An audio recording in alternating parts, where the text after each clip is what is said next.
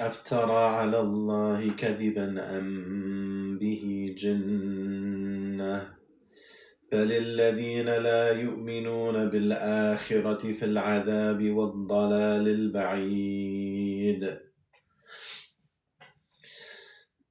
أفلم يروا إلى ما بين أيديهم وما خلفهم من السماء والأرض إن نشأ نخسف بهم الأرض أو نسقط عليهم كسفا من السماء إن في ذلك لآية لكل عبد منيب ولقد آتينا داود منا فضلا يا جبال أوبي معه والطير وألنا له الحديد أن اعمل سابغات وقدر في السرد واعملوا صالحا إني بما تعملون بصير ولسليمان الريح غدوها شهر ورواحها شهر وأسلنا له عين القطر ومن الجن من يعمل بين يديه بإذن ربه ومن يزغ منهم عن أمرنا نذقه من عذاب السعير. Just as I was reading, I found another verse for our class. 34:12.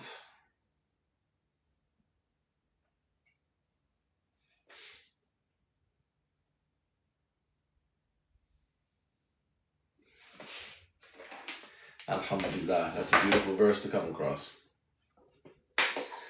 يعملون له ما يشاء من محاريب وتماثيل وجفان كالجواب وقدور الراسيات اعملوا آل داود شكرا وقليل من عبادي الشكور. Wa alaikum salam. What's going on? What's going on? Nerlin? Is that how you say it? How you doing today?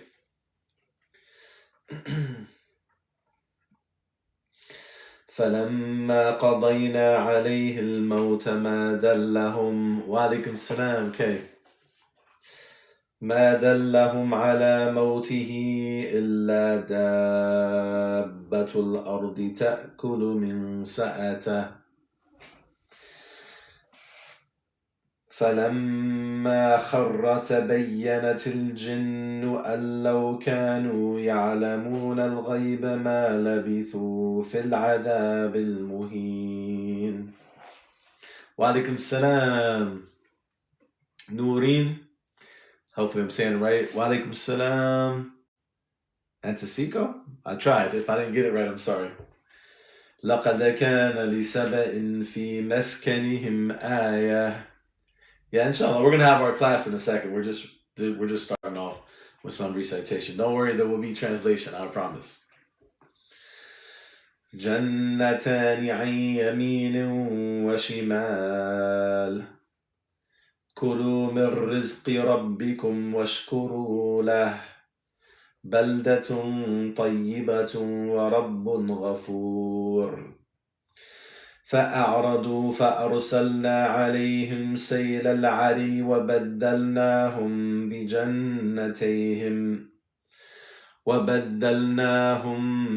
بجنتيهم جنتين ذواتي أكل خمط وأثل وشيء من سدر قليل. All right, so sovereign grace proclaimed. You proclaimed the sovereign grace, bro. You can chill, bro. You can take it, take it down a little bit. Relax, man. We on some chill stuff up in here, bro. We got you. ذلك جزيناهم بما كفروا وهل نجازي إلا الكفور. Yeah, you proclaimed it. You proclaimed the sovereign grace. You did your job. God's gonna reward you. You know, it's not about whether people respond to you or not. It's about, alhamdulillah, it's about, you fulfilled your duty. You spoke the truth as you see it. And alhamdulillah, you ain't got to, you ain't got to do all that. I had a better joke in my head, actually, but I didn't do it. I think the one I chose, I had two ways of going with that. I think the one I chose was better. All right, we'll read a couple more verses and then inshallah we'll go, start with our class inshallah. ذلك جزيناهم بما كفروا وهل نجازي إلا الكفور. Inshallah, same to you. وجعلنا بينهم وبين القرى التي باركنا فيها قرى ظاهرة وقدرنا فيها السير سيروا فيها ليالي وأياما آمنين. Alhamdulillah, thank you so much. I appreciate you. I love you too. فقالوا ربنا باعد بين أسفارنا وظلموا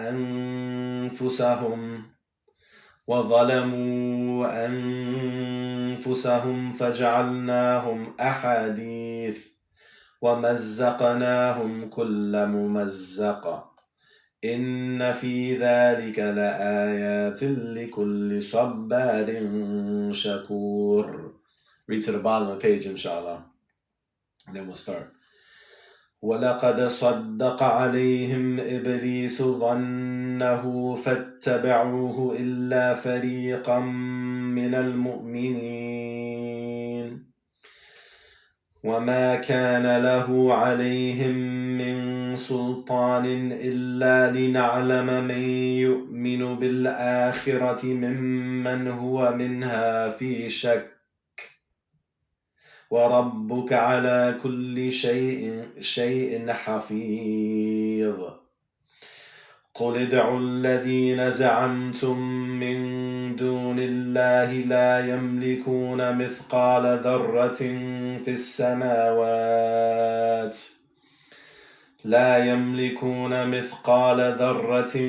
السماوات ولا في الأرض وما لهم فيهما من شرك وما له منهم من ظهير. Alhamdulillah. That verse right there caught me too, because we're studying ما ملكت أيمانكم, and he says لا يملكون مثقال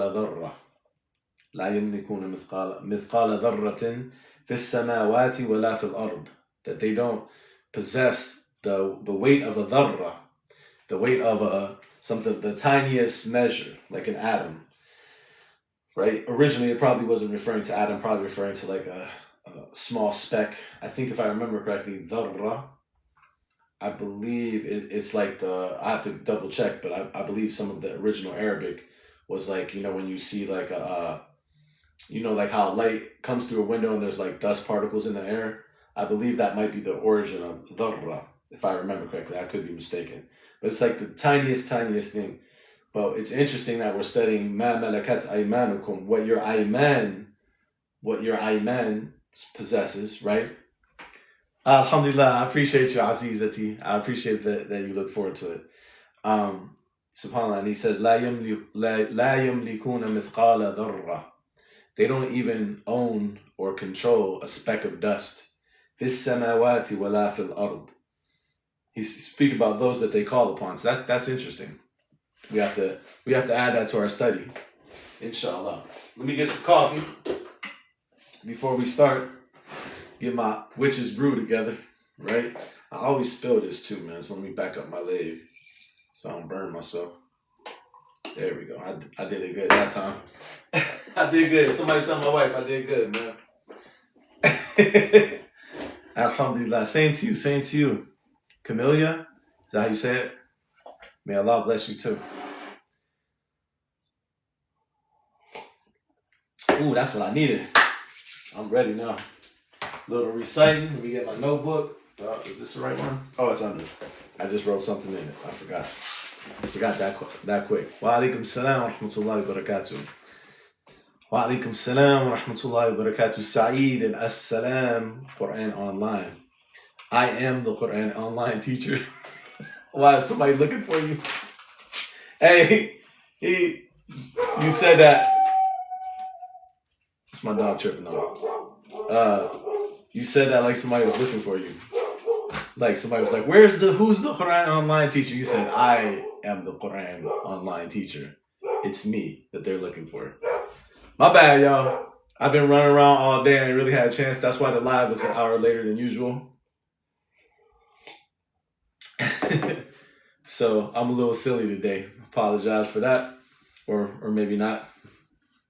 Okay, so we're gonna go back to oh man, Sovereign Grace. You trying hard, bro. What's going on, Sovereign Grace, man? What's really good, bro? Talk to us. ما أجمل القرآن وما أجمل من يقرأه. Alhamdulillah. Ay, nah. Sovereign Grace, bro. What's going on, bro? You need somebody to talk to, bro? You need a hug, bro? You need a hug, bro? It's gonna be okay, man. Just chill out. So we're gonna go back to talking about وَمَا مَلَكَتْ أَيْمَانُكُمْ. As-salam Quran Online. We can chat. Send me an email. Definitely we can chat, bro. Send me an email. I'm always down to chat. My email is in my bio. So we're going back to وَمَا مَلَكَتْ أَيْمَانُكُمْ. Which is, I believe, wrongly translated usually as what your right hands possess. We're gonna more and more we're digging into this concept. We've talked about, we've had 2 classes on it so far. The first class is uploaded to YouTube already. The second one, like I said, I was kind of running around a lot today, so I didn't have a chance to upload it, but I will upload it when we get done with this. I'll start. I have to download it from TikTok first, so that takes some time, but I'll start the process. Wa alaikum salam. قَدْ جَاءَكُم مِّنَ اللَّهِ نُورٌ. Note, I heard you say wa kitabun mubin too. Don't think I didn't hear you, because I didn't finish the whole ayah. I know you said it, didn't you? You said wa kitabun mubin. Tell the truth. Was I right? But I'll start downloading tonight, inshallah, and post it, and I'll post this one too. So this will be our 3rd class about this subject, and they'll all, inshallah, I'll be on YouTube. I knew it. I could hear your voice in my head saying it. So tonight we want to look at a different angle. You know, we've approached this topic from a couple different angles over the last couple classes. So tonight we want to look at another angle of this topic. So this is going to start with chapter 8, verse 70, because the last 2 classes. So just to summarize real quick, the first class, what we did, how we approached this topic is we looked at it from the perspective of what is the moral framework or the ethical framework that the Quran is creating within an individual that studies it. What are the morals that the Quran is expressing? And we talked about that. We talked about things like justice. We talked about things like, compassion, forgiveness, like all these different things, this moral framework. And we did that because the idea is that anytime we approach any of these difficult topics or difficult chapters in the Quran, sometimes it takes time to like dissect them. Wa alaikum salam. Good. How about you? It takes time to dissect them and to fully understand them. We have to sit with the verses. And Allah told us, even He said, وَلَا تَعْجَلْ بِالْقُرْآنِ. He said, don't rush, don't hasten with the Quran. So we have to take our time and work through them. So that's why we started first with looking at the moral framework, because that helps us to approach any of these confusing or complex or controversial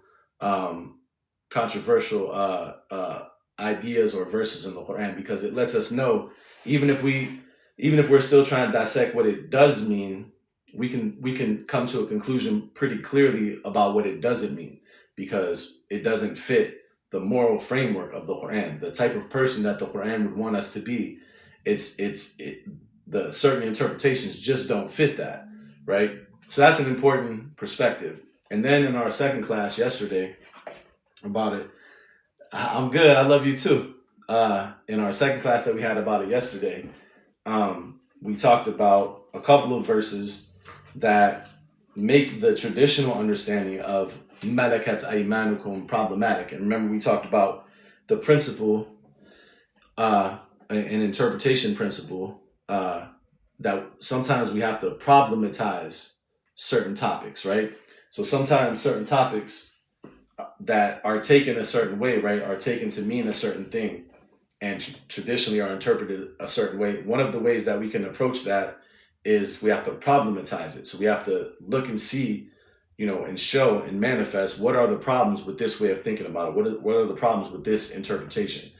And then once we identify those problems, it helps us to see that the traditional interpretation isn't really as satisfactory and we need to rethink it. So that's kind of like what we did in the last class. We looked at a couple verses in Surah An-Nur that it just doesn't seem to fit the classical explanation of what malakat aymanukum means. Or at the very least, it opens up the possibility of a different way of looking at it or thinking about it. So that's what we did in the last class.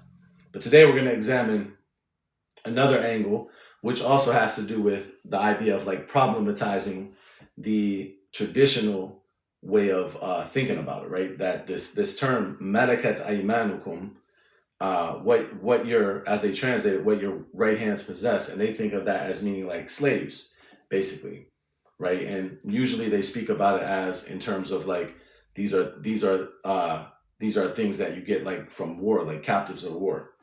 So we want to look at this verse, chapter 8, verse 70, and we want to look at, and of course, I'm not saying that that's the only way that they would say that they would get those, right? But if you press the issue, especially these days, about this concept, and you said like, how could we even apply this concept today the way that you understand it, right? They would probably think about it, well, that's in the wartime. If you have a legitimate, jihad under a ruler, all these things, then you could have war captives, and these would be malakat aymanukum, what your right hands possess. But this verse here, chapter 8, verse 70, problematizes that way of thinking about it. So this is really interesting. This verse actually addresses war captives, or addresses the idea of war captives. It says, Ya ayyuhan nabiyyu, O prophet, قل لمن في أيديكم من الأسرى قل لمن في أيديكم من الأسرى. Say to those who are in في أيديكم, in your hands, من الأسرى, من الأسرى, of al-asra, of captives. So there's two interesting things here that we want to look at. Number one is that the captives in war are actually given a name here in this verse. They're called asra, and we saw that singular in one of I think the first day that we studied this, we saw the singular of this, which is the word asir, used in Surah Al-Insan. And how interesting is that it's in the surah that's called Insan, the surah of the human being, right? And we're discussing an idea of where people are literally justifying treating a captive as if they're not a human being, as if they're an object, right? Women captives, right? And in the surah of Al-Insan, the surah of the human being, the righteous people, al-abrar, are described as وَيُطْعِمُونَ الطَّعَامَ عَلَى حُبِّهِ مِسْكِينًا وَيَتِيمًا وَأَسِيرًا, that they feed food, or they give food based upon his love, the love of Allah, miskinan wa yatiman wa asira, to a poor person, an orphan, and an asir, a prisoner, a captive, asir. So asir is the singular, asra is the plural. So those words for captives already exist in the Quran. So number one, to take another phrase, ma malakat aymanukum, and to like make that basically synonymous with people that you capture in war or slaves or whatever, that in and of itself is problematic. But then there's another interesting thing here in this verse. What position are these captives said to be in? Fi aidikum. They're in your aid. They're in your hands. Fi aidikum. They're in your hands. Now, the reason I think that's an important thing to think about is because he's talking specifically about captives, and he's referring to them as being fi aydikum, in your hands. So if the way that they interpret ma malakat aymanukum was correct, personally I would think that it would be ma malakat aydikum, what your hands possess. Because in the state of where he's talking about, he's addressing the prophet in those times who was, engaging, they had conflicts, they had battles, this happened, this is part of history, right? So they were discussing that. He was discussing that with him and giving him guidelines about what he should do in that situation. And he didn't refer to the captives that he had as fi aymanikum, as in your right hands. He referred to them as fi aydikum, in your hands.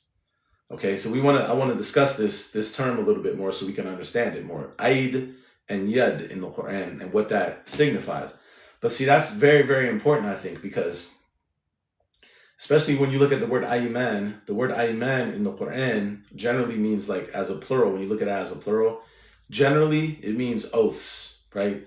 And the singular of it is yamin. We're going to talk a little bit more about that tonight too. And it's usually what they translate as the right hand. But in Arabic, we'll talk more about this, the word al-yamin is related or comes from the idea of al-yumnu, the root of it meaning barakah, meaning blessings, right? So it actually makes a lot of sense to me why in a situation of war, he wouldn't have referred to, just think about this, subhanAllah. The people, the Ashabul Jannah, the companions of Jannah are called, a group of them, because we have, different names. You have As-Sabiqun, but you have Ashabul Yamin, the companions of the Yamin, the companions of the right hand. Well, I don't like the translation right hand, but that's how they usually translate it. But Yamin means blessings. So Yamin is a positive word in the Quran, right? So Ashabul Yamin, if you say Malakat Aymanukum, right, or if you would say Qul liman fi aymanikum, you would think from the usage of it in the Quran, it would be something like positive, like it would be like in your blessings, So that in of itself, I think, makes that, or is another clue that makes that understanding problematic. It makes perfect sense to me why he said here fi aydikum and not fi aymanikum, because fi aydikum expresses something different. It doesn't necessarily express, it's kind of like neutral. It doesn't express blessings, or it doesn't express something negative. It's neutral, just speaking about hey Warner Salam, it's speaking about the power that one has, right? We'll see that in some of the verses. That's one of the things that it's talking about, right? The power that one has to engage in things, to do things, to make things. This is the yad, right? So it makes sense that in a situation of war, he would say, fi aydikum. They're in your collective grasp. They're in your collective power. They're in your hands. So those who are in your hands, if you wanted to give them another name, it would be, which I don't agree with. I'm not saying that, but I'm just showing like why this doesn't make sense to me. Because based on this verse, you would say, ma malakat aydikum, what your hands possess, right? What your power possesses. Because that's what it would really be talking about, is power, right? Not aymanukum, which could be your oaths, or it could be something positive, like yamin, like a blessing, like a good thing. Contrasted with ashabu shimal. So you have ashabul yamin and ashabu shimal, which they translate as the companions of the right and the companions of the left, right? But I don't believe that means right or left in terms of these kind of right and left, like the right of your body and the left of your body. Because why would Allah favor one side of your body over the other?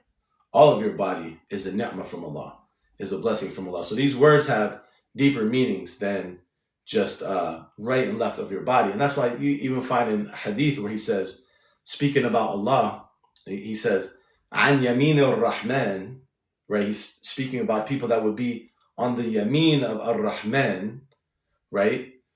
And then which you could think of being translated as on the right hand of ar-Rahman. And then he says, وَكِلْتَ يَدَيْهِ yamin. Both of his yad are yamin. Okay, so it's not talking about necessarily a direction. It's talking about something different, in my opinion, right?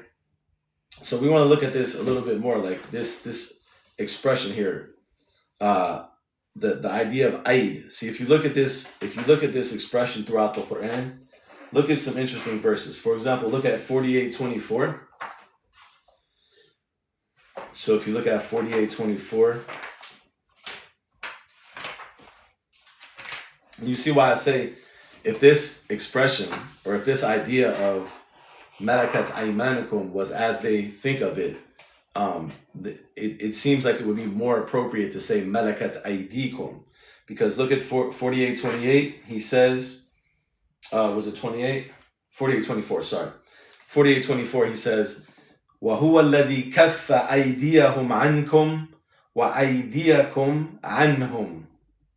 And he is the one who restrained your hands from them, or restrained their hands from you, and restrained your hands from them.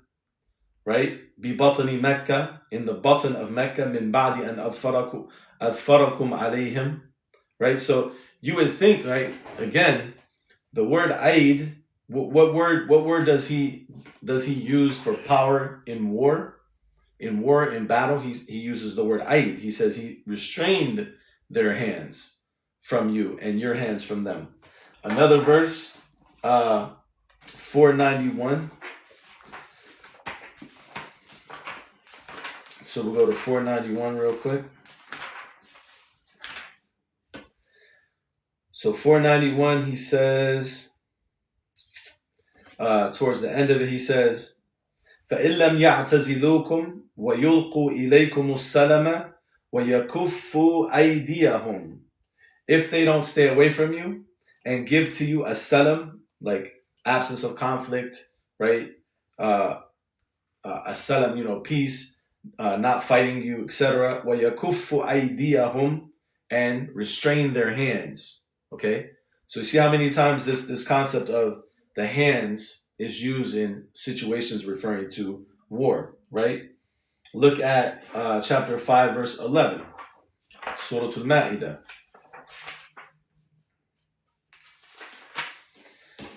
He says here, يَا أَيُّهَا الَّذِينَ آمَنُوا اذْكُرُوا نِعْمَةَ اللَّهِ عَلَيْكُمْ إِذْ هَمَّ قَوْمٌ أَنْ يَبْسُطُوا إِلَيْكُمْ أَيْدِيَهُمْ فَكَفَّ أَيْدِيَهُمْ عَنْكُمْ. He says, O you who have believed, remember the blessing of Allah upon you when a group of people intended to extend their hands to you, right? And فَكَفَّ أَيْدِيَهُمْ عَنْكُمْ. So he restrained their hands from you. He withheld their hands from you. So look at this, subhanAllah. Look at how in, 3-4 verses, right? We see the concept of aid used in the context of war, right? And it's used 3 or 4 times at least, the ones I picked, and there's probably some more, in terms of like restraining people's aid, restraining people's hands or powers that they wish to extend towards you, right? That they wish to extend to you to harm you or to do something to you, right? And he talks about restraining them. And then in Surah 48, the first verse that we started with, Salam, he referred to captives, al-asra, as being fi aydikum. So in the war, the thing that you extend towards others is aid, and the person or the group that captures people, those people are said to be in their aid, fi aydikum, not fi aymanihim. He didn't say yakuffu aymanahum ankum, right? He didn't say he restrained their ayman. He said he restrains their aid. And again, that makes to me so much more sense, because it's not necessarily a positive or a negative word. It's just neutral. And the situation of war, in the Quran is thought to be, or is expressed to be, a situation that carries burdens. He says, "Hatta tada al-harbu awzaraha." So that's in chapter 48, I believe. I believe that's the beginning of 48. Or is it 47? It might be the beginning of 47. Yes, the beginning of 47. That's 47:4. He says, Hatta tada al-harbu awzaraha. Until, alhamdulillah, thank you so much, appreciate you. he says, until the war lays down its burdens. So the war is thought to be a time of burdens. It's not supposed to be the ideal or the default state, right? It's not supposed to be what you seek because it's a time of burdens, right? Allah wants to take our burdens away, correct? He said, Alam nashrah laka sadrak wa wada'na anka wizrak. Did we not open your chest and remove from you your burdens, right? So burdens are not something he wants us to keep. He reminds us that he removed burdens from us. So if the war is described as a time of burdens, حَتَّى تَضَعَ الْحَرْبُ أَوْزَارَهَا, until the war lays down its burdens, then I would think, and Allah knows best, that that's not the ideal state. That might be something that happens because when you think about it on the level of like countries, you have aggressors, you have oppressors, just like we do today. And sometimes it's necessary to resist those oppressors. We understand that. But that still isn't something that we want. We don't want that state. That state is brought upon us by others. That's not something that we are seeking, right? Because that's a time of burdens. So why would Allah describe something connected with that, with such a beautiful description as Ayman, right? When there's another description that he uses, alhamdulillah, there's another description that he uses, which is Aid, fi aydikum, or yakuffu aydiyahum, right? Their hands, your hands. He used another expression. So that makes sense because the hand is the instrument of what you do, what you maneuver your environment, when you lift things, right? So that makes sense because that could be used for bad or good, right? Like if you look at another verse, look at the expression of hand again, and this is a verse that we studied recently, which is 5:23, 23 or 24. These were the story of the two sons of Adam. Remember we studied this recently? I was a little behind. It was 5:27, 27 through 31. But he says in verse 28, he said, لَإِن بَسَطْتَ إِلَيَّ يَدَكَ لِتَقْتُلَنِي مَا أَنَا بِبَاسِطٍ يَدِيَ إِلَيْكَ لِأَقْتُلَكَ. If you extend your hand towards me to kill me, I will not extend my hand towards you to kill you, right? So you see the idea of harming someone can be with the hand. So the hand is a tool of power, right? The yad is a tool of power. The aid, right, or the yadain, the two hands, is a tool of power and extension and giving and all these different things, right? So that makes perfect sense that when he talked about captives, he said, fi aydikum min al asra. They're in your aid, they're in your powers, right? They're in your ability to extend and to grasp and to hold and all these different things. So that makes a lot more sense if you really think about it. There's a lot of interesting things about this this word in the Quran, aid or yad. I didn't get a chance to write all of them down, so let's look in here real quick so I can share some of these. I tried to write as many down as I could as I was preparing for the class. Hold on one second. Let me find this other verse. But as I said, I was kind of running a little late today, so I only had about an hour or so to prepare. But what I did was I took my dog for a walk, and I was like reflecting on the topic and reflecting on the hands. So I kind of like knew pretty much what I wanted to say, but I just have to. Sometimes I have to come back and like write the verses down so I can present them in a certain way. But if you look at this word throughout the Quran, right? For example, he speaks about the hands. So if you look in 36:35, right? If you look in this verse here, 36:35.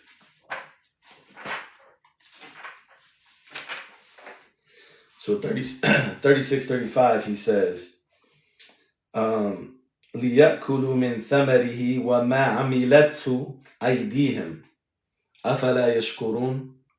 He says, لِيَأْكُلُوا مِنْ ثَمَرِهِ, in order that they may eat from its fruits. وَمَا عَمِلَتْ أَيْدِيهِمْ أَفَلَا يَشْكُرُونَ. وَمَا عَمِلَتْهُ أَيْدِيهِمْ, And so you can think of this phrase in two ways, potentially.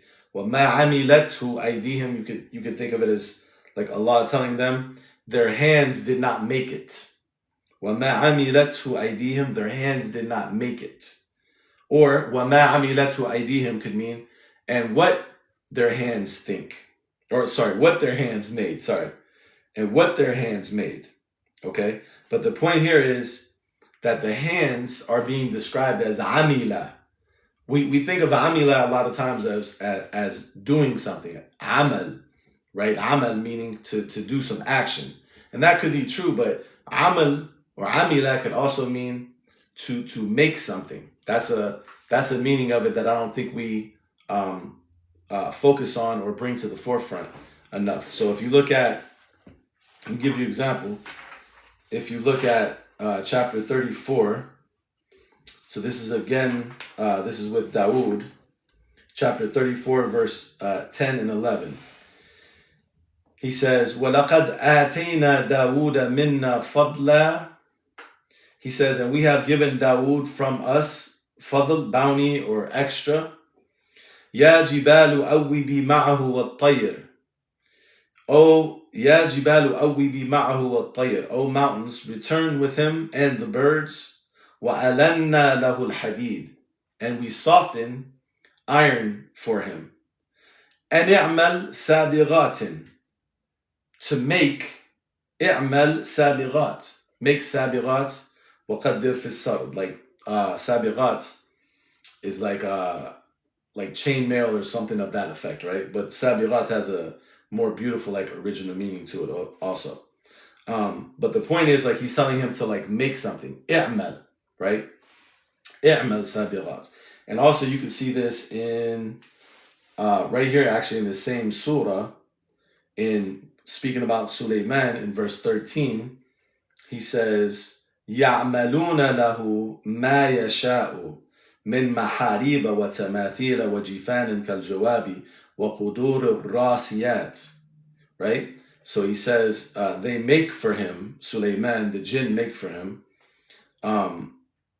whatever he wills of all these different things. Maharib, which is plural of mihrab, tamathil, wajifan kaljawab, wa qudur al-rasiyat. They make for him all these things. So ya'malun doesn't just mean they do something. Yeah, it's an action that they're doing for sure, but they're actually building something. They're making something.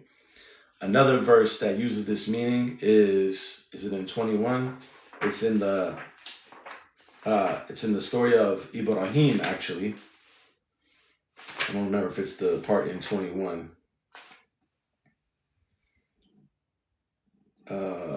Nope, it's not 21. Wallahu khalaqakum wa ma ta'malun. Wallahu khalaqakum wa ma ta'malun. So yeah, this is a really beautiful meaning of this word. Amal. Right? Wallahu khalaqakum wa ma ta'malun. Where is this at?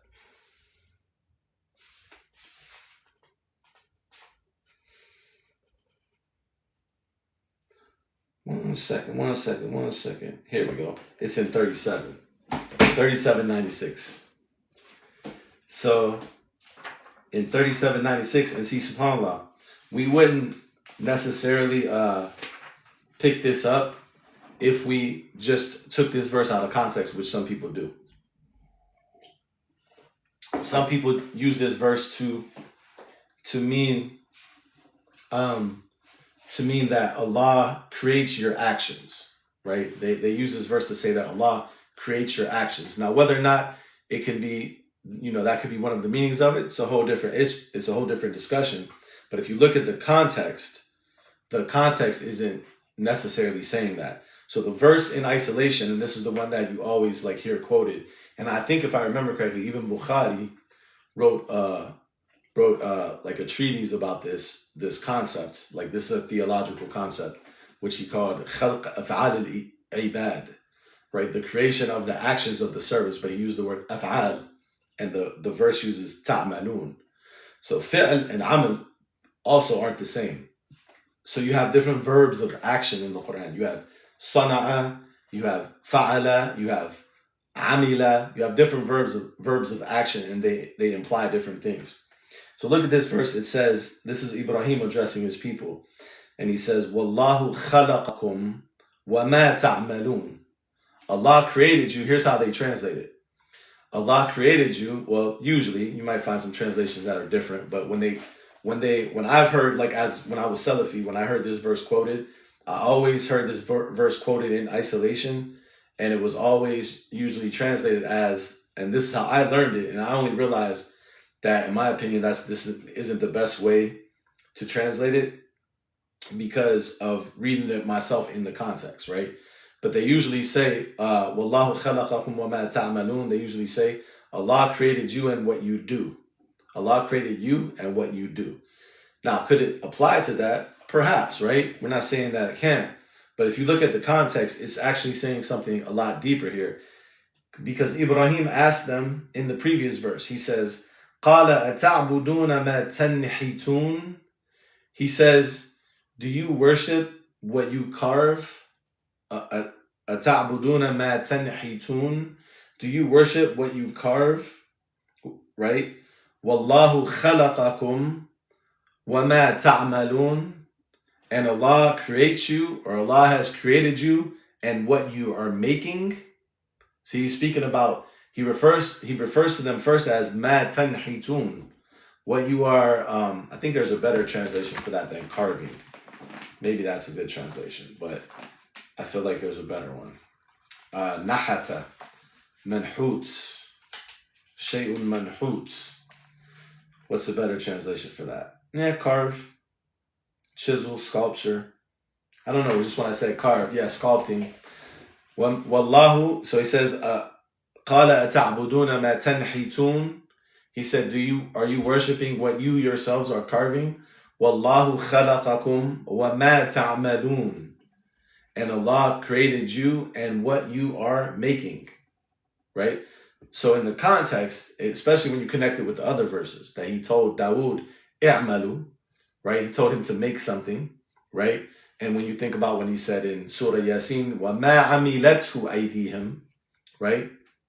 And their hands have not worked it, have not made it, that the word amal has within it, like built within it, the idea of making something, right?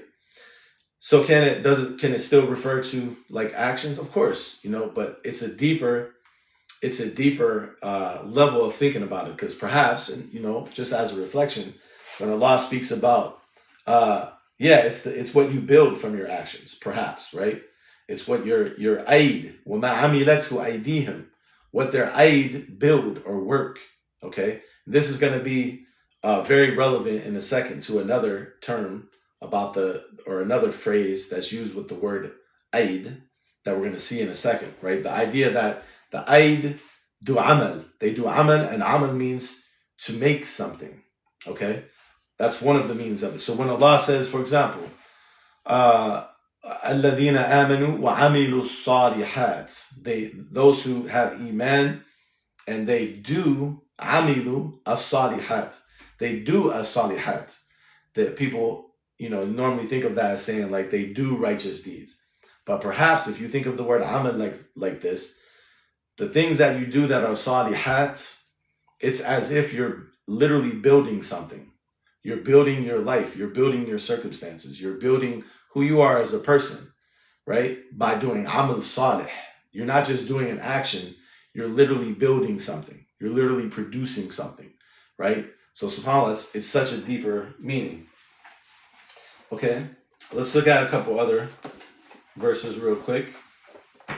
And we're going to come back to the idea of amal and yad and building something. So there's so many verses, subhanAllah, with yad. So we're just trying to go through a few of them, right? Just to get more of this idea, right? Of like what's the meaning of it, or the meaning of aid in plural. So let me see, there's another verse I wanted to look at. That's not it. Hold on 1 second.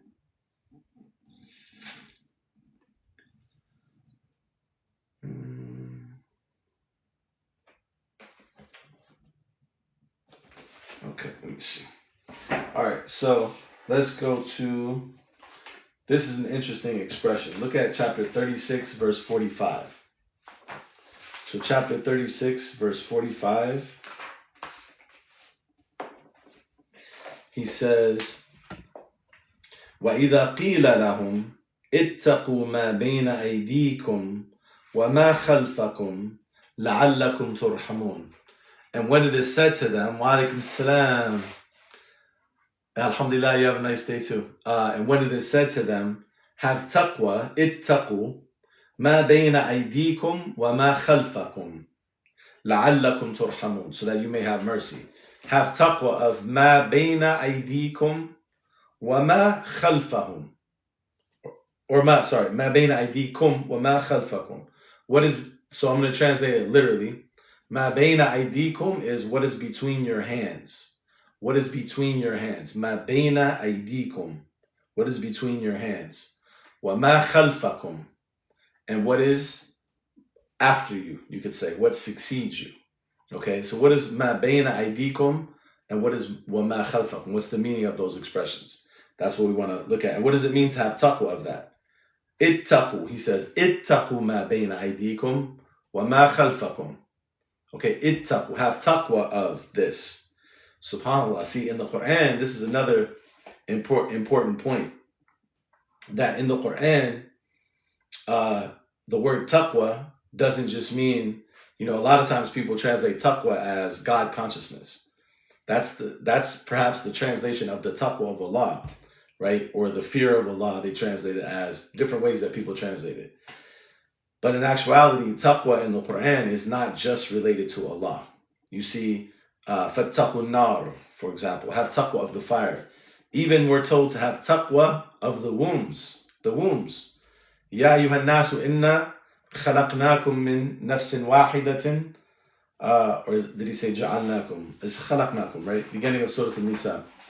Ya ayyuhan nasu inna khalaqnakum min nafsin wahidatin. Ittaqu rabbakum. I knew there was something I was missing about that verse. Ya ayyuhan nasu ittaqu rabbakum alladhi khalaqakum min nafsin wahidatin wa khalaqa wa ja'ala or khalaqa. Both khalaqa. Wa khalaqa minha zawjaha. Because there are places in the Quran where he says wa ja'ala minha zawjaha, if I'm recalling correctly. So we have to, that's an interesting expression too, when he speaks about the way that he creates us and the different words that he uses. But here, look how he says to have taqwa of the arham. Ya ayyuhan nasu ittaqu rabbakum alladhi khalaqakum min nafsin wahidatin wa khalaqa minha zawjaha wa batha minhuma rijalan kathiran wa nisa'an wattaqu Allah alladhi tasa'aluna bihi wal arham. Wattaqu Allah alladhi tasa'aluna bihi wal arham. He says, have taqwa of Allah through whom you ask one another. Wal arham, and have taqwa of the wombs. And they usually say, when they translate it, they usually say, reverence the wombs that bore you, right? Reverence the wombs that bore you. But I don't think, see, when you hear the word reverence in English, especially if you read that verse in translation, you might not pick up the fact that the word taqwa, which is used for Allah in that verse and in other verses, is also being used to say that this is a duty that we have towards the wombs as well. And he doesn't say, see another thing too, subhanAllah, he doesn't say the wombs that bore you, the wombs that bore you. He said al-arham, the wombs, right? So perhaps there's something even deeper there about that, having taqwa of the arham, of the wombs in general, okay? So that's really interesting, especially when you look at this word arham, rahim, the singular, and how closely it's related to some of Allah's names. Ar-Rahman, Ar-Rahim, Rahmah, all related to this word, Al-Arham, that we're supposed to have taqwa of. So when we look at the concept of taqwa in the Quran, taqwa doesn't just mean taqwa of Allah, right? As we see here, he says, وَإِذَا قِيلَ لَهُمْ اتقوا ما بين أيديكم وما خلفكم لعلكم ترحمون. Have taqwa of what is between your hands and what is after you, so that you might have mercy. What does it mean, Baina Aidikum, between your hands? I think that's such a beautiful expression to me. And I think when they translate it as, because usually they say, what is before you? And we'll talk about this in a second.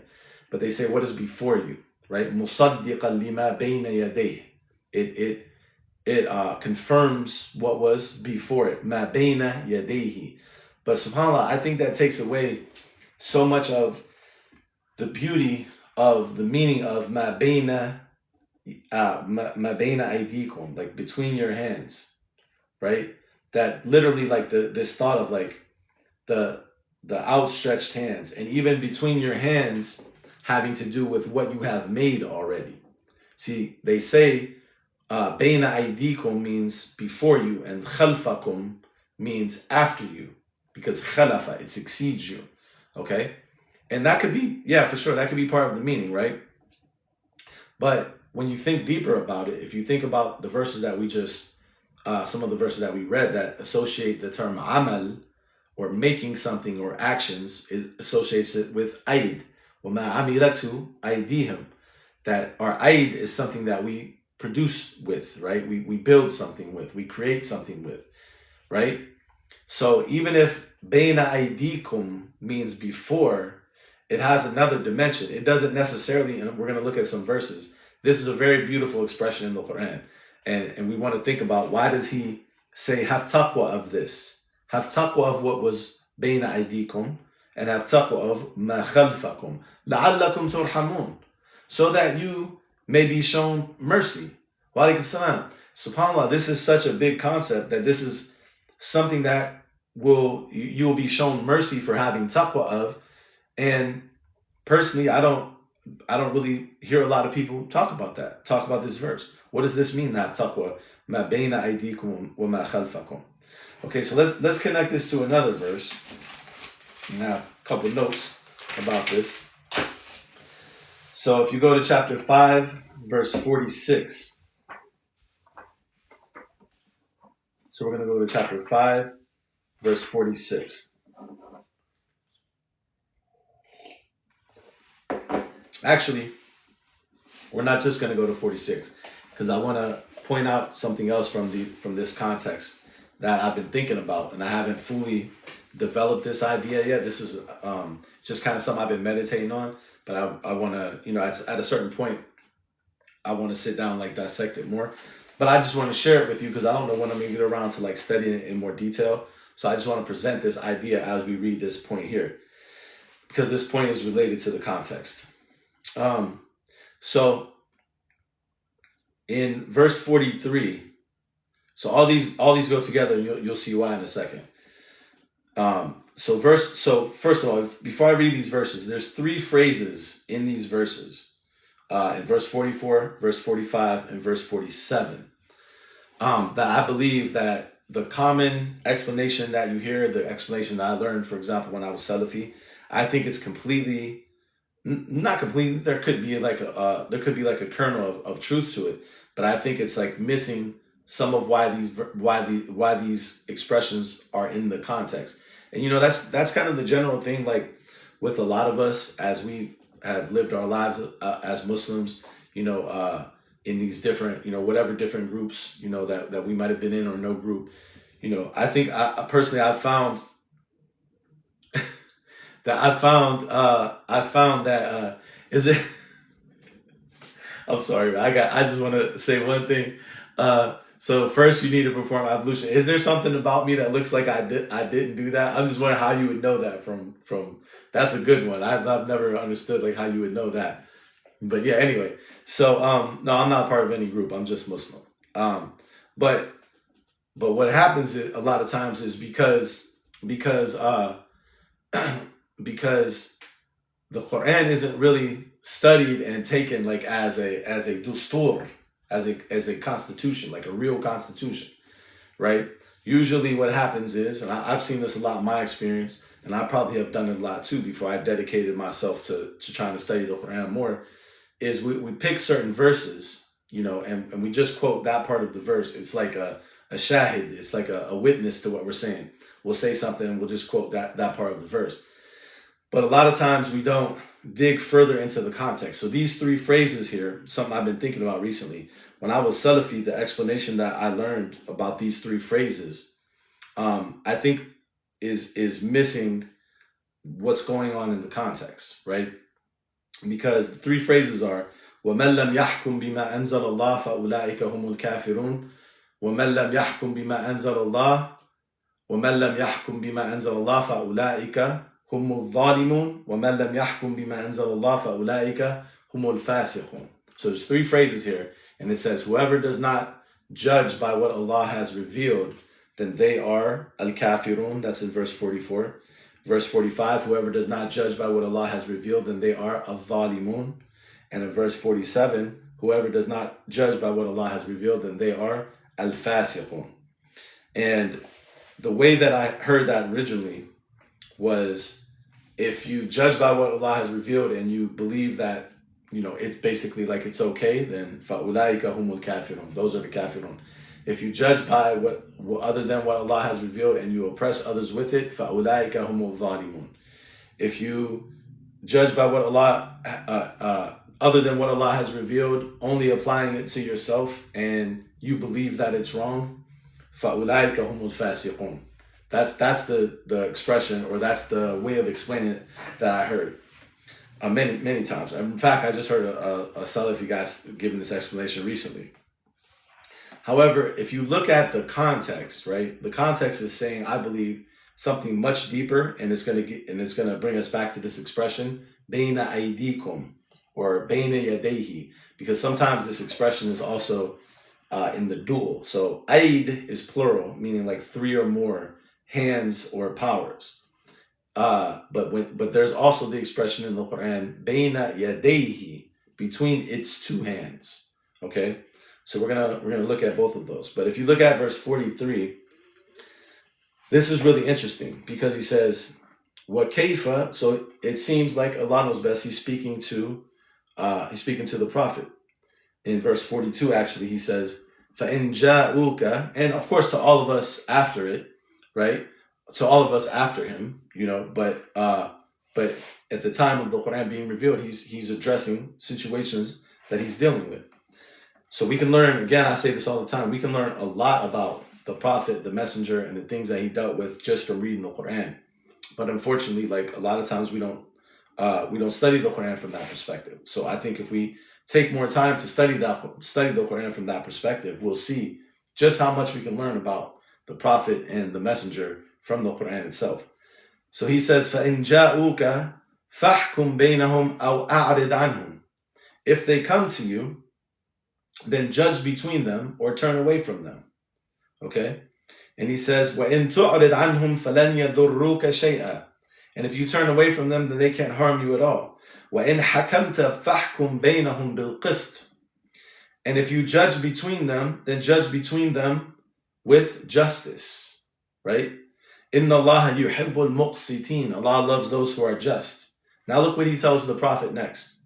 وَكَيْفَ يُحَكِّمُونَكَ وَعِنْدَهُمُ التَّوْرَاةُ فِيهَا حُكْمُ اللَّهِ.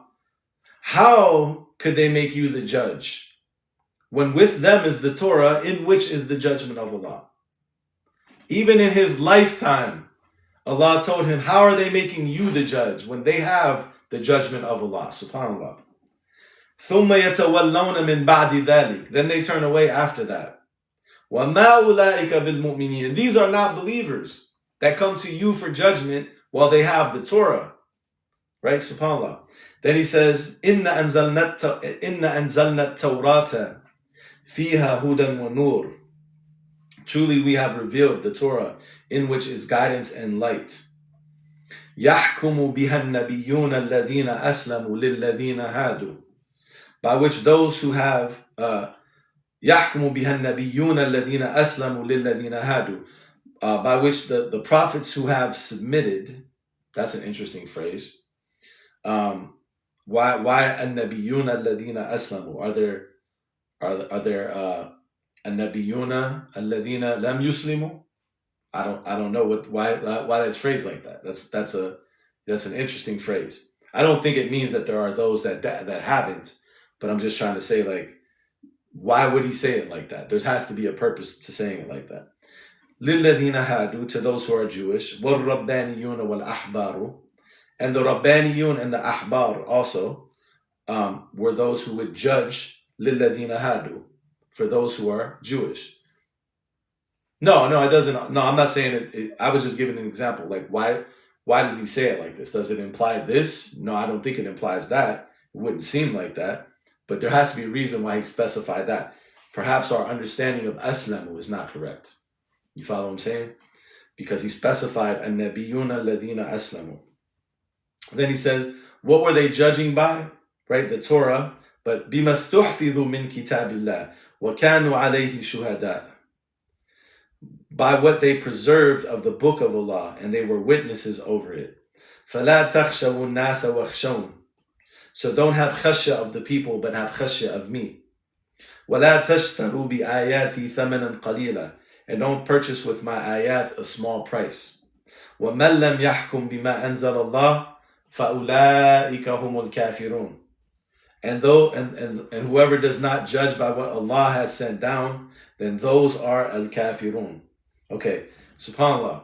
This verse explains a lot. These two verses explain a lot when we talk about what was the role of the messenger, right? Because when you look in Surah An-Nisa especially, you see like a lot of stuff about people coming to the messenger and the messenger judging, right?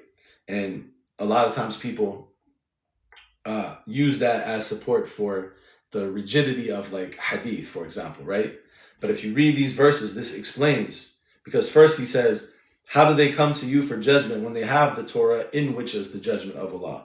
In another verse speaking about us, what's the ayah?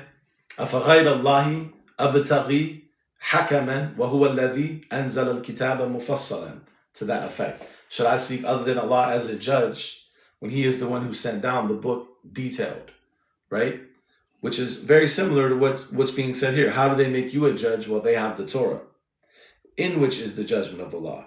And then the next verse he says, we sent the Torah, in which is guidance and light. The prophets, alladhina aslamu, whatever that phrase means, but these prophets judged by it, yahkumu biha, judged by it, لِلَّذِينَ هَادُوا, for those who were Jewish. وَالرَّبَّانِيُّونَ وَالْأَحْبَارُ بِمَا اسْتُحْفِظُوا مِنْ كِتَابِ اللَّهِ, by what they, you could say, استُحْفِظُوا, what they memorized, what they preserved, whatever hifz here is meant. We have to study what's meant here in this context. But what I'm saying is, if you look at it, it's mentioning the prophets judging by the Torah, right? And the Rabbaniyun and the Ahbar by what they استحفظوا of the kitab of Allah, right? So it doesn't mention them having something else, like a whole different body of information that they were judging by. They were using the kitab of Allah, the Torah, they were using it to judge by it. And then Allah ended the verse by saying, وَمَنْ لَمْ يَحْكُمْ بِمَا أَنزَلَ اللَّهُ فَأُولَٰئِكَ هُمُ الْكَافِرُونَ. So whoever doesn't judge by what Allah has sent down, then those are the kafirun. Those are the ones who are covering, because he said the light, fiha hudan wa nur. So they're covering and they're opposing, right? So I think that's why I said the way that these verses are quoted, I think taking those portions out and then giving this very theological, like organized religion-y kind of explanation, I think it kind of misses the whole verse. Then he says, وَكَتَبْنَا عَلَيْهِمْ فِيهَا, and we prescribed upon them therein, أَنَّ النَّفْسَ بِالنَّفْسِ وَالْعَيْنَ بِالْعَيْنِ وَالْأَنْفَ بِالْأَنْفِ وَالْأُذُنَ بِالْأُذُنِ وَالسِّنَّ بِالسِّنِّ وَالْجُرُوحَ قِصَاص. That we mentioned, or we prescribed upon them therein, the soul for the soul, the eye for the eye, the nose for the nose, the ear for the ear, the tooth for the tooth, and the wounds are according to qisas. Qisas. Tracing, I would translate qisas actually as tracing the effects. People think qisas means like retaliation, but qassa means qassa atharahu, to trace the steps of something, the effects of something, right? Like what did Allah say about Musa in his fata in Surah Al-Kahf? He said, فَارْتَدَّ عَلَى فَارْتَدَّ عَلَىٰ آثَارِهِمَا قَصَصًا. That they returned upon their athar. They returned upon their traces, their footsteps, qasasan, tracing them, right? And then in another surah he said about the sister of Musa that his mother said, Qussih, track him, follow him, right? So qisas, in essence, it doesn't necessarily mean retaliation. Well, juruha qisas is tracing the effects, salam, right? Then he said, فَمَنْ تَصَدَّقَ بِهِ فَهُوَ كَفَّارَةٌ لَهُ وَمَنْ لَمْ يَحْكُمْ بِمَا أَنزَلَ اللَّهُ فَأُولَٰئِكَ هُمُ الظَّالِمُونَ. See how they explain this? Whoever doesn't judge by what Allah has revealed, then those are the dhalimun, the wrongdoers, the oppressors, right? But if you look at the verse itself, what is the verse talking about? It's talking about justice between people, essentially, right? It's talking about like harms, being traced and the effects of them being traced, and there being some kind of recompense or some kind of tracing the consequences in some way to like fix that socially. So whoever doesn't judge by what Allah has revealed, that they are doing dhulm, because they're wronging people by not giving them their rights, right? And then subhanAllah, so these two verses here, وَمَنْ لَمْ يَحْكُمْ بِمَا أَنزَلَ اللَّهُ فَأُولَٰئِكَ هُمُ الْكَافِرُونَ وَمَنْ لَمْ يَحْكُمْ بِمَا أَنزَلَ. Yeah, investigate, exactly. Good translation. وَمَنْ لَمْ يَحْكُمْ بِمَا أَنزَلَ اللَّهُ فَأُولَٰئِكَ هُمُ الظَّالِمُونَ. These two phrases are actually in context of the Torah. Not saying, of course, that we can't use them and apply them, right? But before we do so, I would think the best way to do it is to understand what they're referring to in the first place. And then if you want to extrapolate from that to other situations that might be similar, that's what the Quran is for. But first we need to organically understand the phrase within the earth. This just came to me as I was saying it, in the earth, fi ard al-Quran. And what I mean by that is the ard of something, like the soil of something, we plant seeds in it and it grows from it. So the concepts of the Quran should grow organically from the text. And then, yes, if we want to pick the fruits of the concepts and apply those to other things, we spoke about this before. We call this conceptual architecture, that the Quran gives us tools for thinking. So yes, if we want to use these phrases as tools for thinking about other things, of course, but first we want to go to the soil itself, and we want to see what the soil is growing. And here, the soil of these phrases is the Torah. It's talking about the Torah. And then the other phrase, وَمَنْ لَمْ يَحْكُمْ بِمَا أَنزَلَ اللَّهُ فَأُولَٰئِكَ هُمُ الْفَاسِقُونَ, is in the context of the Injil. He says, وَقَفَّيْنَا عَلَىٰ آثَارِهِمْ بِعِيسَى بْنِ مَرْيَمَ, and we caused to follow their traces Isa ibn Maryam. Okay, this is the phrase. Don't forget the main part of what we're studying right now is the idea of Bayna Aydikum or Bayna Yadehi. Okay, but we wanted to read the whole context so you can get the whole viewpoint. He says, we caused to follow upon his traces Isa ibn Maryam, with Jesus the son of Mary. مُصَدِّقًا لِمَا بَيْنَ يَدَيْهِ, confirming the truth of what was before him, بَيْنَ يَدَيْهِ, what was between his hands, مِنَ التَّوْرَةِ, of the Torah, what was between his hands of the Torah. We're going to come back to that in 1 second. وَآتَيْنَاهُ الْإِنْجِيلَ فِيهِ هُدًى وَنُورٌ وَمُصَدِّقًا لِمَا بَيْنَ يَدَيْهِ مِنَ التَّوْرَاةِ وَهُدًى وَمَوْعِظَةً لِلْمُتَّقِينَ. He said, and we gave him the Injil, in which is guidance and light, and confirming the truth of what was between its hands of the Torah, وَهُدًى وَمَوْعِظَةً لِلْمُتَّقِينَ, and a guidance and an exhortation for the muttaqeen. وَلْيَحْكُمْ أَهْلُ الْإِنْجِيلِ بِمَا أَنزَلَ اللَّهُ فِيهِ, and let the people of the Injil judge by what Allah sent in it. وَمَنْ لَمْ يَحْكُمْ بِمَا أَنزَلَ اللَّهُ فَأُولَٰئِكَ هُمُ الْفَاسِقُونَ, and whoever does not judge by what Allah has revealed, then those are the fasiqun. Now, see what I mean? The two phrases, so when they explain these three phrases, Whoever doesn't judge by what Allah has revealed, those are the kafirun. Whoever doesn't judge by what Allah has revealed, those are the zalimun. Whoever doesn't judge by what Allah has revealed, those are the fasiqun. And they give these it's really neat narrative to put them together. What that misses is that the first two phrases is speaking about the Torah, right? Whoever doesn't judge by what Allah has revealed, those are the kafirun. Whoever doesn't judge by what Allah has revealed, those are the zalimun. And then the third phrase is speaking about the Injil. Whoever doesn't judge by what Allah has revealed, then those are the fasiqun. And why did he specifically, when it comes to the Injil, why did he specifically refer to whoever doesn't judge by that as the fasiqun? Perhaps because when you go to another place in the Quran and you look at the followers of Isa, right? And this is in chapter, what chapter is that? Is it 57? Yeah. Chapter 57, verse 27, right? He says, ثُمَّ قَفَّيْنَا عَلَى آثَارِهِمْ بِعِيسَى بْنِ مَرْيَمَ. Oh, sorry. I skipped a line. ثُمَّ قَفَّيْنَا عَلَى آثَارِهِمْ بِرُسُلِنَا. Then we caused to follow their traces our messengers, right? Then he said, وَقَفَّيْنَا بِعِيسَى بْنِ مَرْيَمَ. And we caused to follow them with Jesus, the son of Mary. وَآتَيْنَاهُ الْإِنْجِيلَ. And we gave him the Injil. وَجَعَلْنَا فِي قُلُوبِ الَّذِينَ اتَّبَعُوهُ رَأْفَةً وَرَحْمَةً. And we made in the hearts of those who follow him compassion and mercy. وَرَهْبَانِيَّةً ابْتَدَعُوهَا.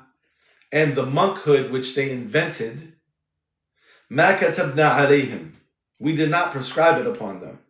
إِلَّا ابْتِغَاءَ رِضْوَانِ اللَّهِ. Except for seeking, they did it only to seek the pleasure of Allah. فَمَا رَعُوهَا حَقَّ رِعَايَتِهَا. So they did not fulfill it or carry it out. حَقَّ رِعَايَتِهَا. The right of its fulfillment. They didn't guard it or preserve it or take care of it, the right of its fulfillment. فَآتَيْنَا الَّذِينَ آمَنُوا مِنْهُمْ أَجْرَهُمْ. They say, no, there's no good bid'ah. But Allah said about the followers of Jesus, ibtada'uha. They innovated it, rahbaniyah. And he said, فَآتَيْنَا الَّذِينَ آمَنُوا مِنْهُمْ أَجْرَهُمْ. We gave those who believe from amongst them their reward. وَكَثِيرٌ مِّنْهُمْ فَاسِقُونَ. And many of them were fasiqun. Many of them were fasiqun. Okay? So that connects back to, look at how consistent the Quran is. That connects back to when he said, let the people of the Injil judge by what Allah has sent down in it. And whoever doesn't judge by what Allah has sent down, فَأُولَٰئِكَ هُمُ الْفَاسِقُونَ. Then those are fasiqun, connected to the Injil, because he described them in another place when they didn't fulfill the rahbaniyah. They didn't fulfill the monkhood that they invented, right? The practice that they invented, they didn't fulfill it, right? And he said, those who believe, we give them their reward. وَكَثِيرٌ مِّنْهُمْ فَاسِقُونَ. Many of them were fasiqun. Because the word fasaqa, what does it mean? One of the meanings of it is to come outside of the order of Allah. فَفَسَقَ عَنْ أَمْرِ رَبِّهِ. Allah explains about, or the phrase that Allah uses with Iblis. He says, فَفَسَقَ عَنْ أَمْرِ رَبِّهِ. That he broke out from the amr of his Lord, right? So it makes sense. See, subhanAllah, when you look at these three phrases in the context, it makes so much sense. Because the first two relating to the Torah, it fits what Allah was saying about the Torah. And this one, it fits with the idea that they weren't, when they invented Rahbaniyah, perhaps, it wasn't something that they were judging about wrongdoing and, qisas and these type of things, right? They were developing a method of self-improvement, and they fasaqa anhu.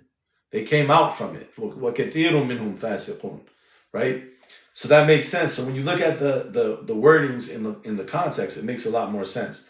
But what about this phrase here, where he says, مُصَدِّقًا لِمَا بَيْنَ يَدَيْهِ, that Jesus was confirming the truth of what was between his hands. So this phrase, ma bayna yadayhi, or ma bayna aydikum, is often translated as, or thought as, to mean before. So ma bayna aydikum, they say it means before. Wa ma khalfakum, it means after. And there's some verses that support that meaning vaguely. It supports part of that meaning, but I think it misses the beauty of the phrase itself. Because when we think of something being before, what's the difference, for example, what's the difference, for example, between saying qabl, before, and bayna yadayhi, between his hands, and we say that means before? The difference is, and Allah knows best, and we're going to go to a couple verses to show this, the difference is that when you say something is between your hands, or between hands in the plural, it doesn't just mean it went before and it's in the distant past, right? It means, Allah knows best, that yes, it was something that temporally, in terms of time, it preceded the present moment, but it exists still in the present moment, either by its effects or some kind of way it exists in the present moment. So yes, it did precede, but the effects of it, yeah, what they carry in the present time. Thank you, Nadia. Exactly. So when he describes Jesus as musaddiqan lima bayna yaday, musaddiqan lima bayna yaday, right?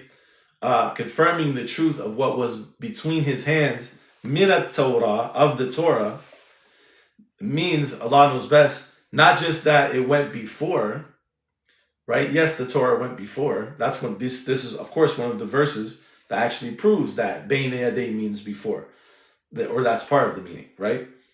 But it means that, yes, it went before, but it's between his hands in a sense of it still exists with him.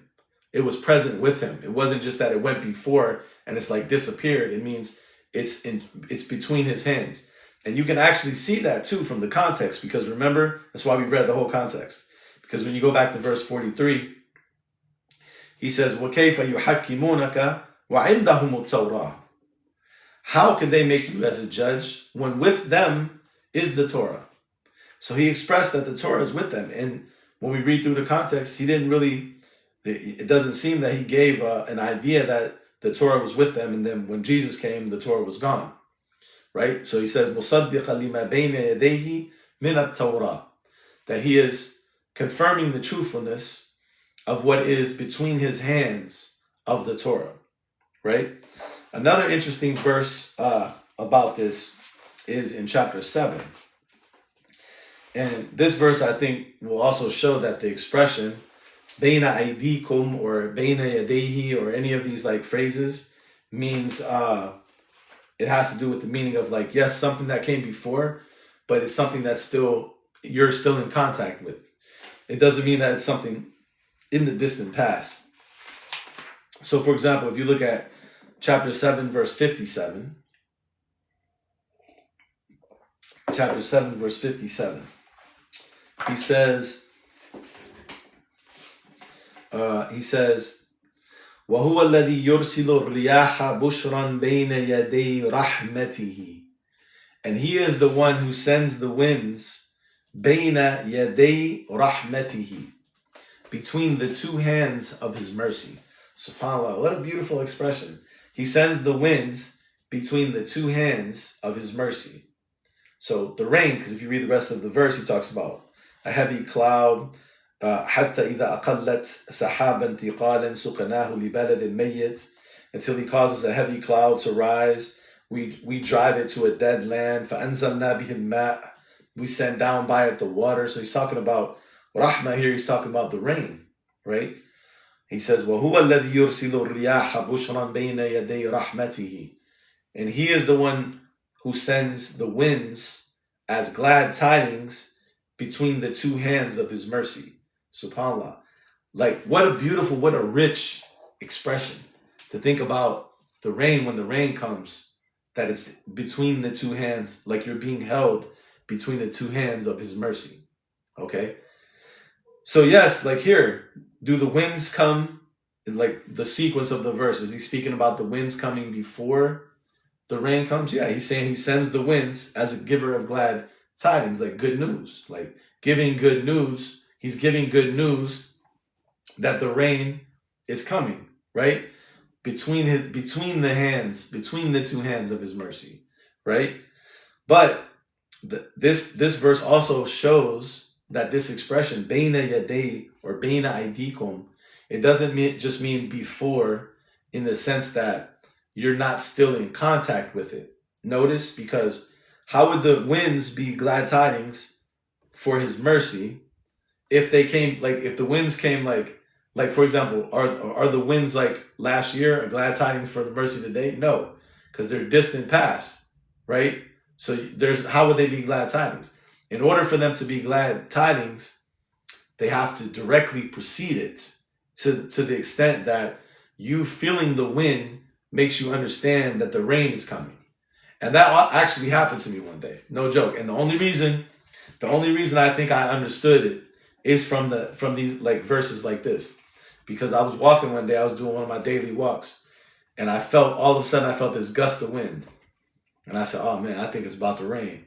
And literally like 5 seconds later, it started raining, right? But it's because of reading these verses. That's the only reason that I even thought that, right? So when he says, Bayna yaday rahmatihi, between the two hands of his mercy, then it means that, yes, the winds come before, but they come before in a way that you're able to interact with them, right? Does that make sense? So when you look back at these verses about speaking about Jesus, مصدقا لما بين يديه من التوراة, that he's confirming the truth of what was between his two hands of the Torah, meaning, yes, the Torah came before, but it was between his hands. And subhanAllah, alhamdulillah, subhanAllah, it's like, it's funny that he says this expression about a book, because between his hands, that's the expression itself is so beautiful. And then if you keep reading, he says, وَأَنزَلْنَا إِلَيْكَ الْكِتَابَ بِالْحَقِّ مُصَدِّقًا لِمَا بَيْنَ يَدَيْهِ مِنَ الْكِتَابِ وَمُهَيْمِنًا عَلَيْهِ. He says, and we sent down to you the book, bilhaq, confirming the truth of what is between its two hands of the kitab, wa muhaiminan alayh, and guarding over it, right? So again, if he's saying he sent down to confirm the truth of what is between its two hands, then that also means that it's between our hands as well. It's present for us to be able to look at, right? To study in some way. So subhanAllah, that's a beautiful, wa alaikum salam, that's a beautiful expression. So with those thoughts in mind, let's go to chapter 7 real quick again, and let's look at another expression that's very interesting, which is in verse 17. So chapter 7, verse 17. Chapter 7, verse 17, he says,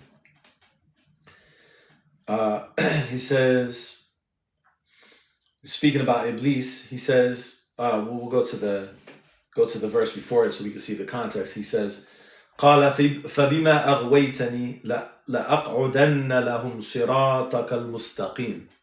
He said, because you have led me astray, I will sit for them on your straight path. ثم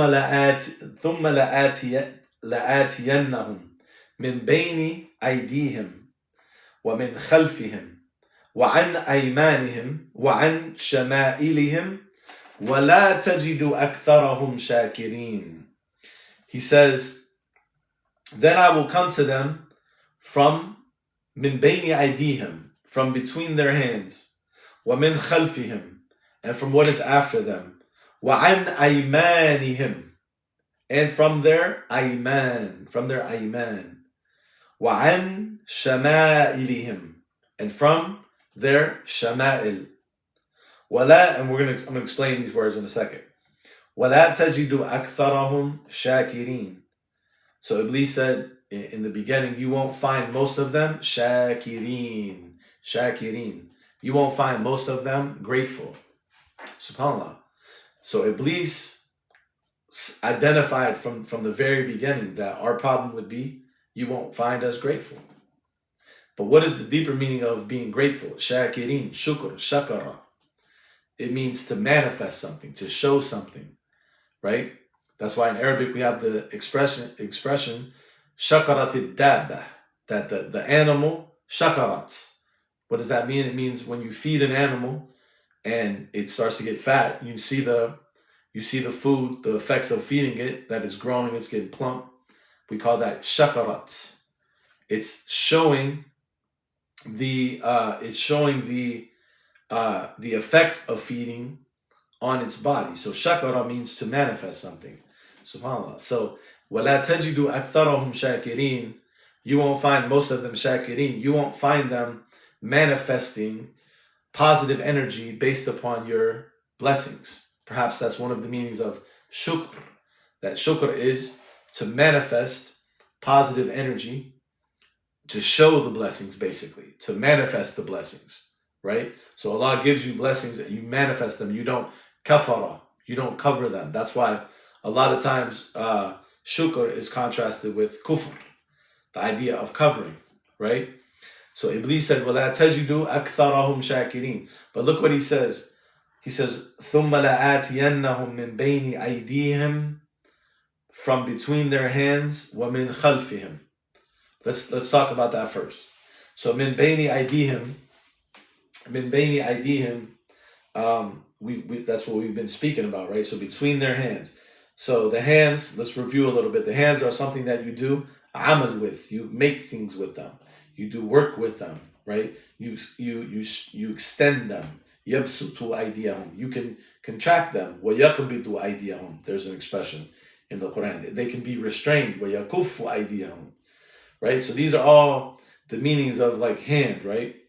Probably maybe the most comprehensive is the amal. That this is something you do amal with, because maybe that contains everything else. Allah knows best, right? And then we see this expression, bayna yadehi, or bayna aydihim. Yeah, see where it's all tying together, right? And we said that this expression in the Quran seems to mean in certain verses something that went before, but where it's distinguished, and also power, absolutely, also power in your hands, all these different meanings, right? So the expression min bayni aydihim, from between their hands, right? Like we said, what does it have to do with, or how is it distinguished from qabl, for example, just what went before? We explained by using the example of the wind, bayna yaday rahmatihi, that it is something that goes before, but it doesn't mean that it's before in the sense of its effects aren't still being felt. Follow me? So it's something that happened, but it's something that's still in front of you. In fact, I meant to read this when we were reading the verse about Isa. I actually found this one scholar in his tafsir. I think his name is Tantawi. He says about this expression, bayna yadehi, in reference to Isa. He says, kalimatu bayna yadehi ta'birun qur'ani للدلالة على أن التوراة كانت حاضرة قائمة. SubhanAllah, he says, the phrase kalimatu bayna yadehi ta'birun qur'ani للدلالة على أن التوراة كانت حاضرة قائمة. He said that the expression بين يديه is a Quranic expression. Sorry, the word بين يديه is a Quranic expression that indicates that a Torah كانت حاضرة قائمة. It was present قائمة, like standing in front of him. كأنه حاضر أمامه, as if it's present in front of him, because بين يديه, where are your hands at? In front of you, right? So how do we reconcile that this expression does seem to mean something was before in time, because the winds come before in that verse, and the Torah came before in the verse about Isa? How do we reconcile that with the idea that your hands are in front of you? Because it's not just speaking about something that is in front of you or is before you in time only, it's yes, it's speaking about that, but it's speaking about something that you can still see the effects of in front of you now. Bayna yadik. So when Iblis says, ثُمَّ لَآتِيَنَّهُمْ مِنْ بَيْنِ أَيْدِيهِمْ, perhaps, and Allah knows best, that expression can carry a lot of different things. Number one of the first things that came to my mind is your current circumstance is something, whatever that might be, and by circumstance, I don't just mean like your environment, but I mean like your character, who you are as a person, your thought process, your mindset, like all these different things are things that are the result of, unless, there's always things that happen, right, that we can't control, but I'm just speaking in general, right? A lot of them is the result of decisions that we've made, right? Actions that we've taken, or anything like that that's led up to the way that we think now, the person that we are now. For example, if we spent time, say for example, studying something over the years, and then we have that knowledge with us currently, that knowledge is Baina Yadayna. It's between our hands. Did that knowledge go before us? Yes, right? Because we had to study before this moment. But it's currently between our hands because it's still something we have access to. This book, right? Yeah, visible signs, exactly. This book, did I get this book in the past? Yes. But it is Baina Yadayya. It's between my hands, right? The person that I am today, the things that led up to the person that I am today, it's Baina Yadayya. It's between my hands. Was it the result of past decisions? Yes. But those past decisions, like Nadia said, are visible currently.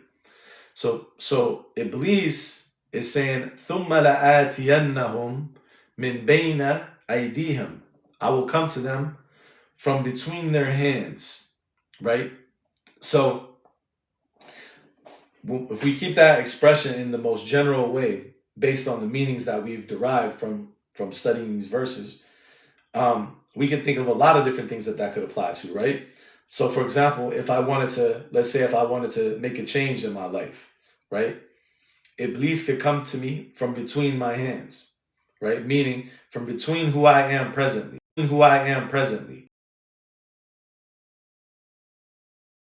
and say, man, why would you want to change? Like, you'll never be different. Like, you are who you are. Like, why would he can put all these doubts or discouragements, or you'll never be able to accomplish that.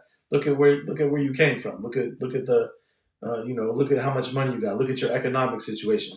So Iblis will come from between your hands. He will come to you in your present moments that is the result of all of the decisions that led up to your present moment in general, not always, because there are things that led to it that you didn't control. But I'm saying from the perspective of like what you did control, right? He'll come to you and maybe discourage you.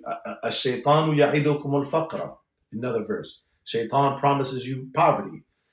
إنما ذلكم الشيطان يخوف أولياءه فلا تخافوهم وخافوني إن كنتم مؤمنين. It's only shaitan that makes you fear his supporters and allies. So don't fear them, but fear me if you are believers, right? So shaitan is coming to us presently. Min bayna aydina. He's coming to us presently, right? So nafs amara, yeah, exactly. Inna nafsa la amaratun bisu'i, right? It's present. Bayna aydina, right? So if we just think of min bayni aydihim as being what came before, right? I think that loses some of the meaning of what came before is present with us now. And this is one of the ways that Iblis will come to us, right? And there could be, I'm just giving examples, so don't limit it to the examples that I gave. I'm just showing different possible ways we can think about it. And he says, وَمِنْ خَلْفِهِمْ, and from after them, from what succeeds them, so our future. So he comes to us from what's in our present, and he comes to us from what's in our future, our present that's connected to our past and that's still visible. And then he says, وَعَنْ أَيْمَانِهِمْ وَعَنْ شَمَائِلِهِمْ. Okay?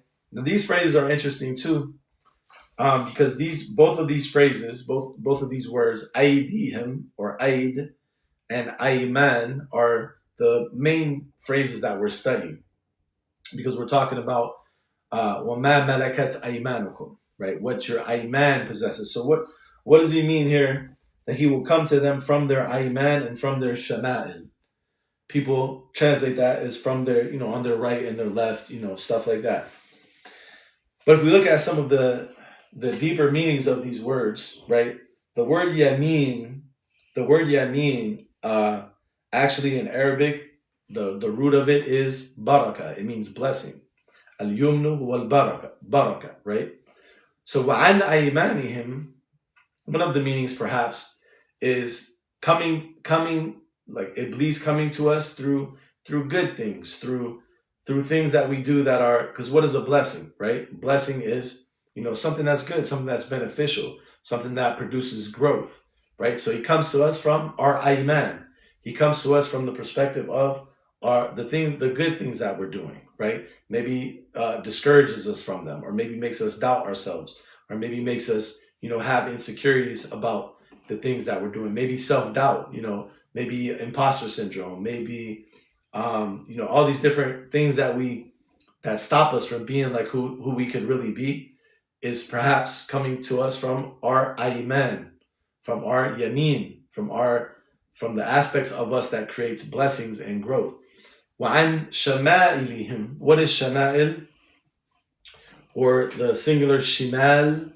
So this word is interesting, subhanAllah, because they translate it as on their lefts, right? Or, when they say ashabu shimal, they say the companions of the left hand, right?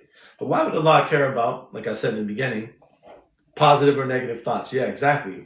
Yeah, those are different examples. Ayman, shama'il. Great example. I love that, right?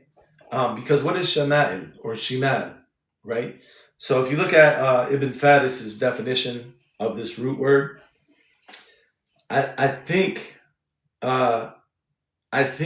in the way that Ibn Faris discusses this root word, or the root meaning of shimal or shama'il, I think you can see from the way that he discusses it that I think you can see the effect of preconceived notions, right? Meaning, like, when you already believe that like what a word means, it affects how you beina yadik. See, that's beina yadik. You think you know what something means already, so when you go to interpret it, you're bringing that with you. That's ma beina yadik. That's what's between your hands.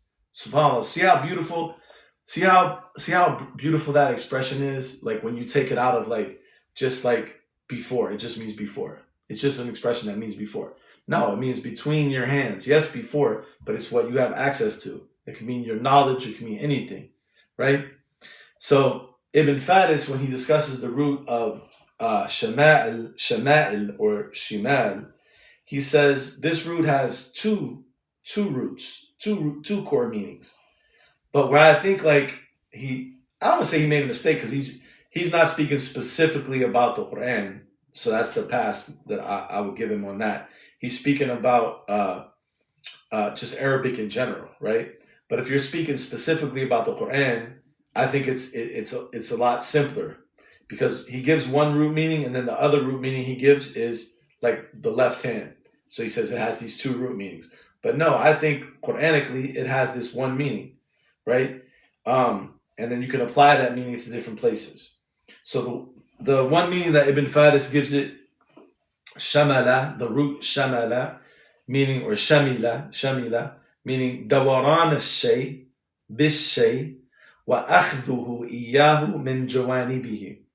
Darawan al-shay bis-shay, wa akhdhuhu iyahu min jawanibihi. He says that shamala means for something to go around something else and to take it from all its sides. So, like, to completely cover it, in other words.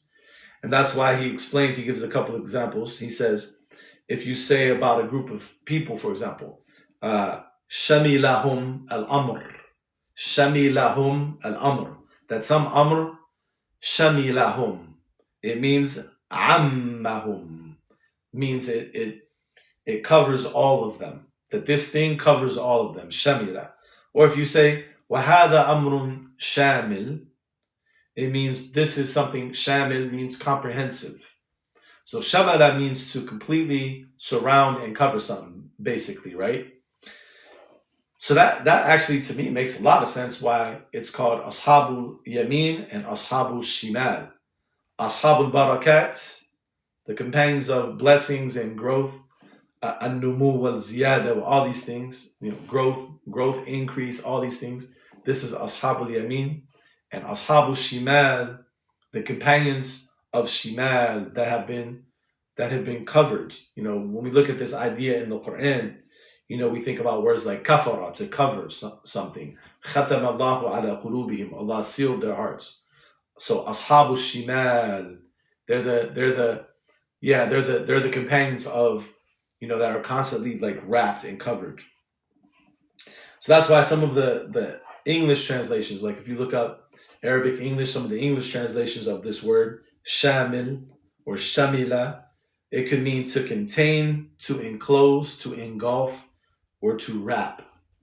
So look at, subhanAllah, how beautiful this is, this verse. He says, ثُمَّ لَآتِيَنَّهُم مِّن بَيْنِ أَيْدِيهِمْ وَمِنْ خَلْفِهِمْ وَعَنْ أَيْمَانِهِمْ وَعَنْ شَمَائِلِهِمْ.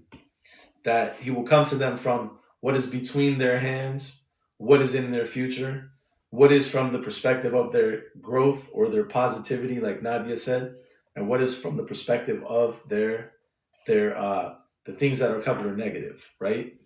The things that, like the darknesses, all these ideas, the kufr, the khatam, like all these things, like all directions. Yeah, all directions. Another nice translation. Thank you. Right? So subhanAllah, like what a beautiful verse and what a beautiful expression. And let me see, was there anything I want to add to that? No, I think that was the last thing.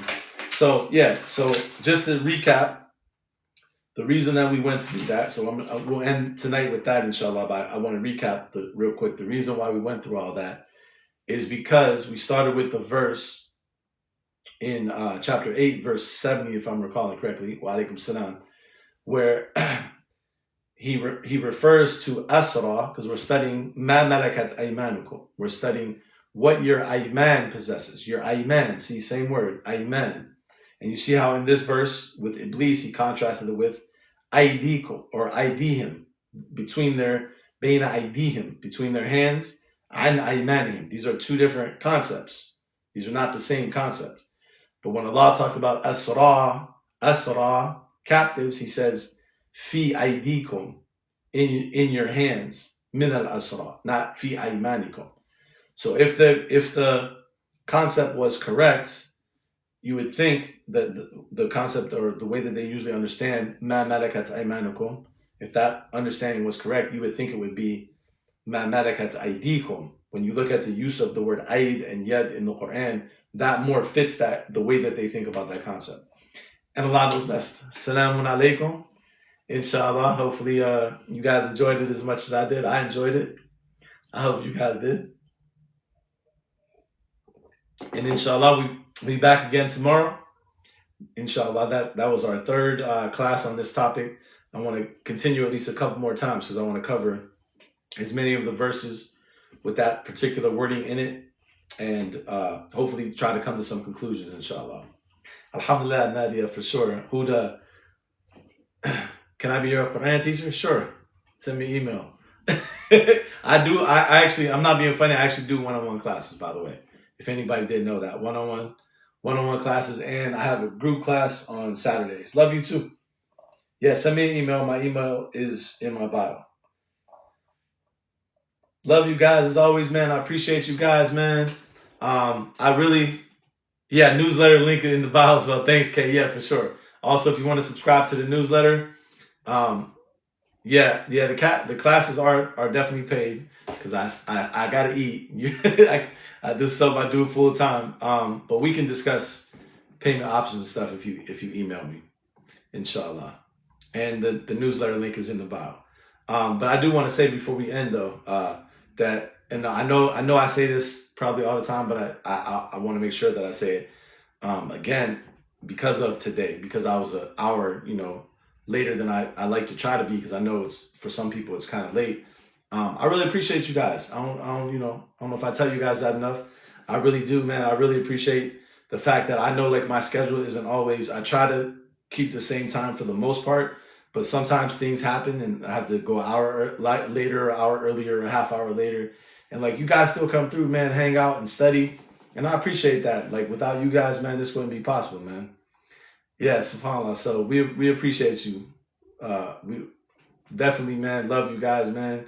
And appreciate you always being here, man. You guys inspire me, man. Assalamu alaikum. See you guys later, inshallah. See you guys later, inshallah.